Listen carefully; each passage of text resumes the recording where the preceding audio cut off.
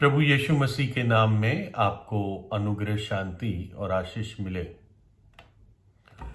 एक वियतनाम के युद्ध में लड़े हुए कर्नल थे।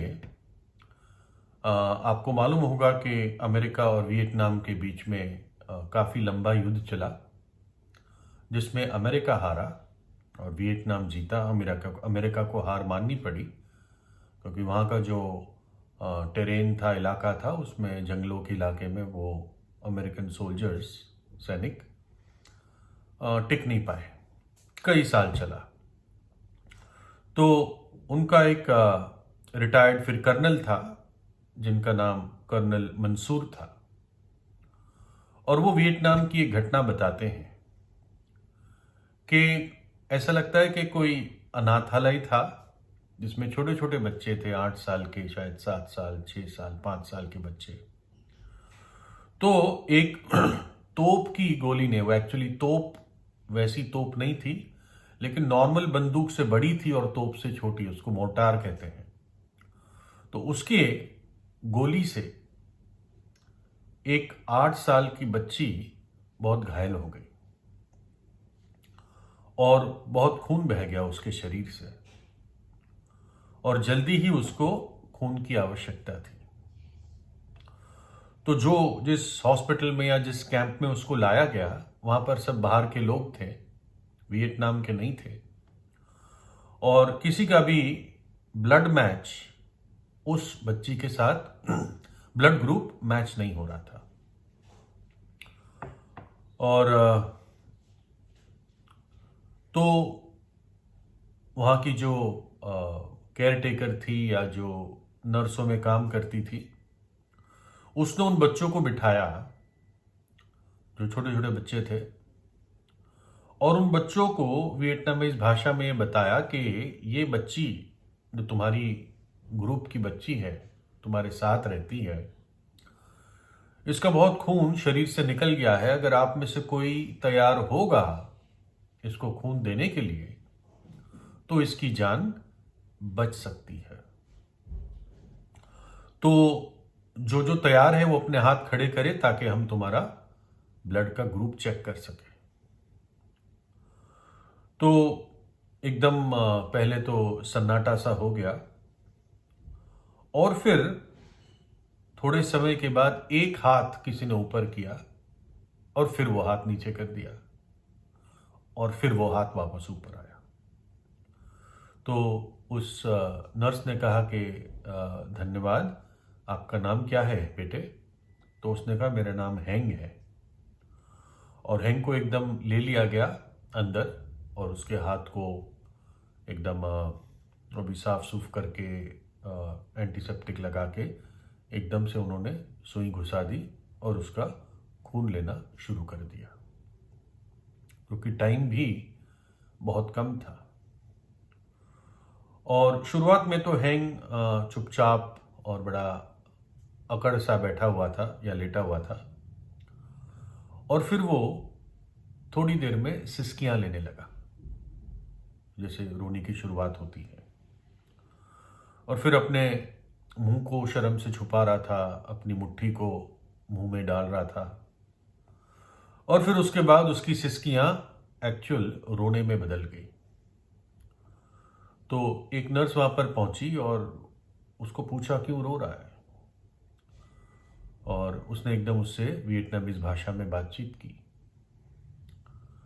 और फिर बहुत प्यार से कुछ उसको उसी भाषा में हैंग को समझाया।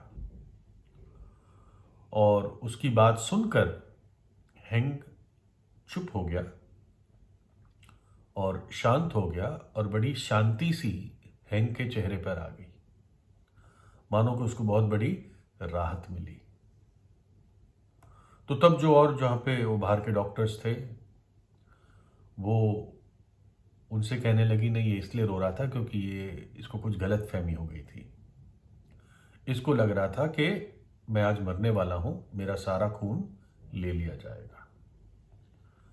और जब उसको पूछा गया था, इसलिए इसने हाथ भी अपना पहले खड़ा किया, फिर नीचे किया, फिर वापस खड़ा कर दिया था, क्योंकि इसको लग रहा था कि मुझे खून देना होगा तो सारा खून देना होगा।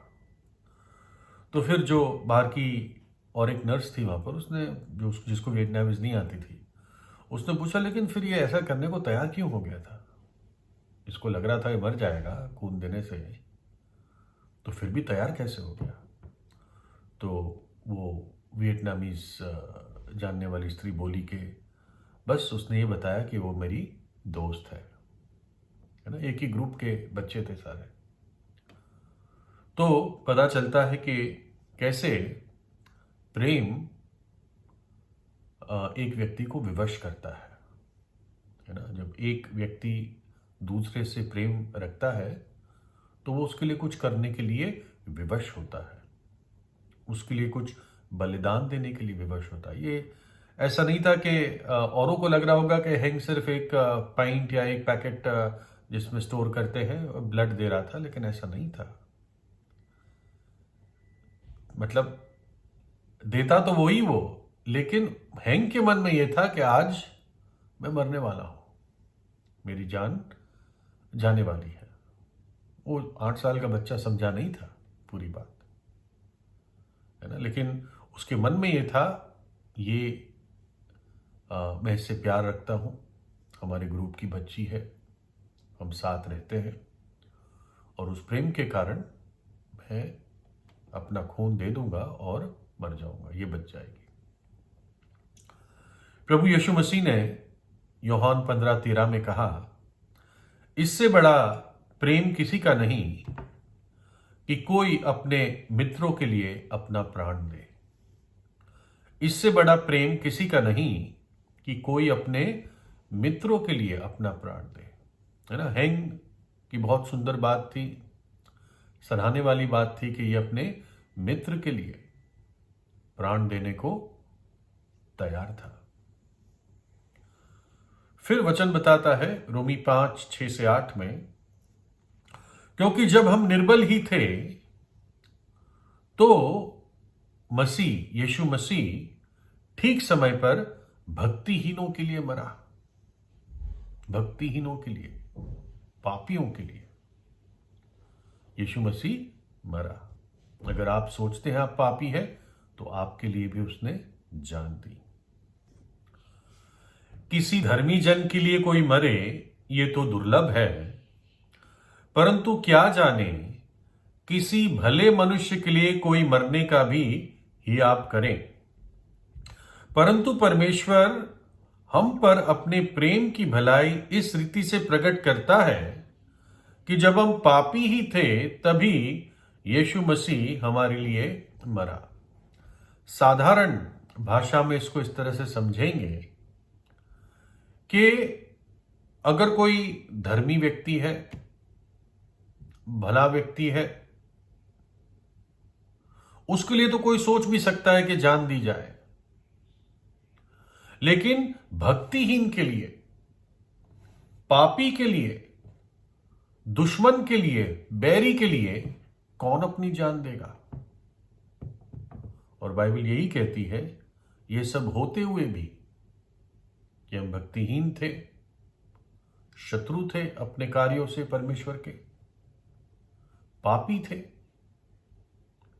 तब भी प्रभु यीशु मसीह ने अपने प्रेम के खातिर अपनी जान मेरे और आपके लिए क्रूस पर दे दी।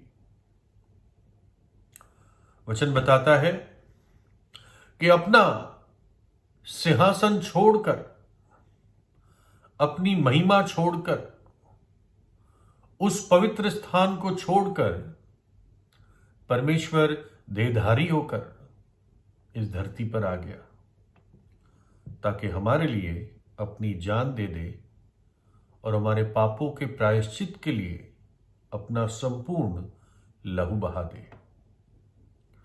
लिखा है यूहन्ना 1:14 में, और वचन देहधारी हुआ,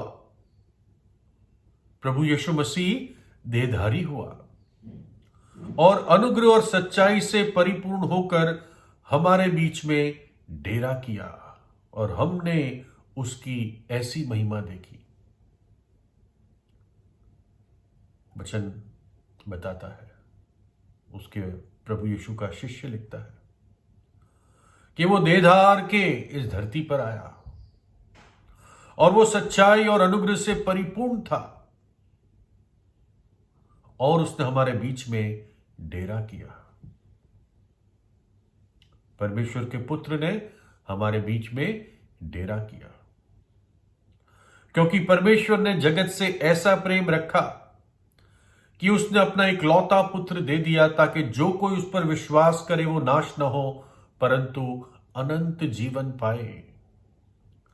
परमेश्वर ने अपने पुत्र को जगत में इसलिए नहीं भेजा, परमेश्वर ने अपने पुत्र को जगत में इसलिए नहीं भेजा कि जगत पर दंड की आज्ञा दे, परंतु इसलिए कि जगत उसके द्वारा उद्धार पाए।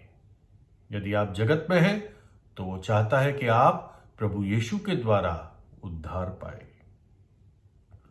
ये परमेश्वर का प्रेम है जो उसको कायल करता है, मजबूर करता है कि हमारी ओर अपना हाथ बढ़ाए।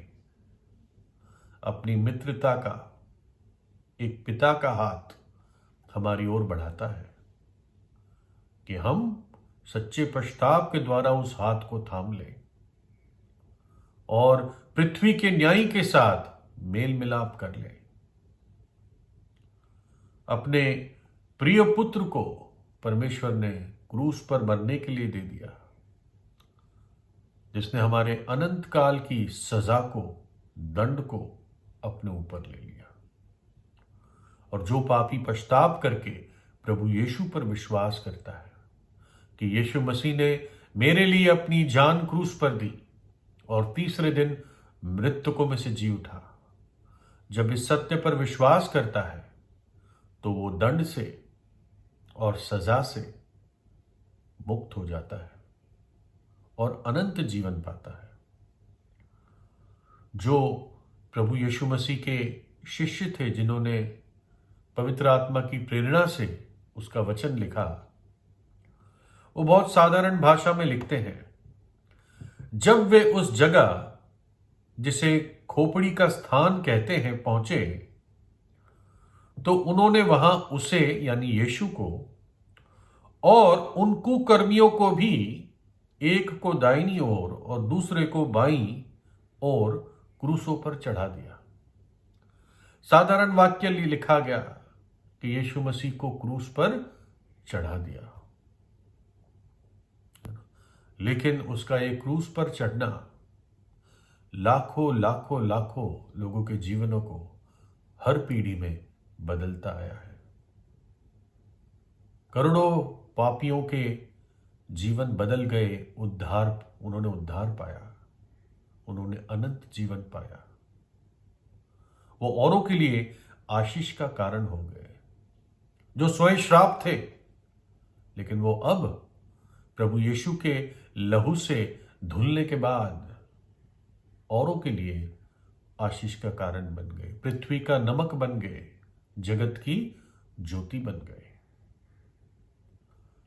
यीशु मसीह ने मेरे और आपके बदले में अपनी जान क्रूस पर दी। पापियों के बदले में उसने अपनी जान क्रूस पर दी, है ना। और क्यों उसने ऐसा किया? क्यों? बस एक वाक्य में उत्तर है, क्योंकि यीशु मुझसे और आपसे प्रेम करता है और बाइबल ये बात मुझे बताती है। तो आज ही प्रभु यीशु से प्रार्थना कीजिए और उसको अपने हृदय में बुलाएं। प्रभु यीशु आपको आशीष दे।